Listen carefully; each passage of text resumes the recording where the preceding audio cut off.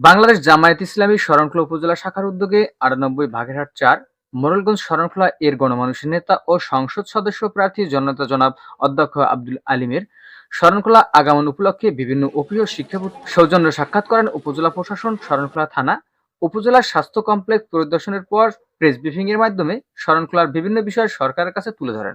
জরাজীর্ণ ভবন, চিকিৎসার সেবা আছে, চিকিৎসকের সংকট, ডাক্তারের সংকট এবং নার্সের অভাব, এবং বিশেষ করে যে ভবনে চিকিৎসা দেওয়া হয় সেটা ঝুঁকিপূর্ণ ভবন।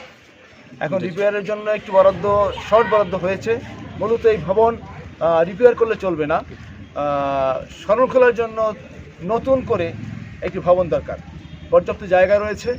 আমরা বর্তমান সরকারের কাছে আবেদন জানাচ্ছি যে আমার শরণখোলার জন্য অতি সত্বর স্বাস্থ্যসেবা বিবেচনায় অগ্রাধিকার ভিত্তিতে যাতে করে একটি হাসপাতালের ভবন বরাদ্দ পাওয়া যায়, এই জন্য আমরা কর্তৃপক্ষের দৃষ্টি আকর্ষণ করছি। পাশাপাশি আমরা উপজেলা পরিষদের দিকে গেলাম।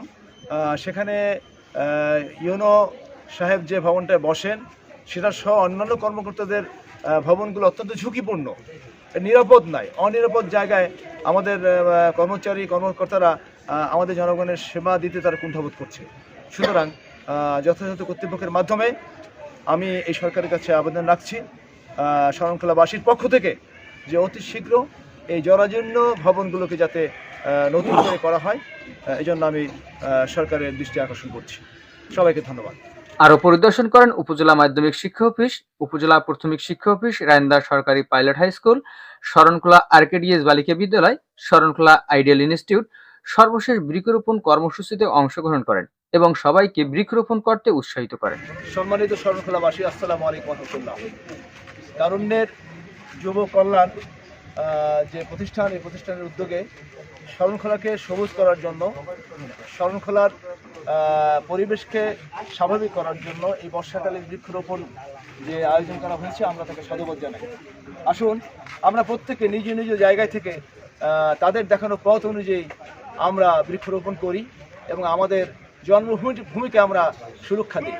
সবাই ভালো থাকবেন, সুস্থ থাকবেন। আল্লাহ হাফেজ। গণসংযোগে উপস্থিত ছিলেন অধ্যাপক মাওলানা রফিকুল ইসলাম কবির, আমির শরণখোলা উপজেলা, মাওলানা মোস্তফা আমিন, সেক্রেটারি শরণখোলা উপজেলা, মাওলানা সরোয়ার হোসেন বাদল, সভাপতি শ্রমিক কল্যাণ ফেডারেশন শরণখোলা বাগেরহাট।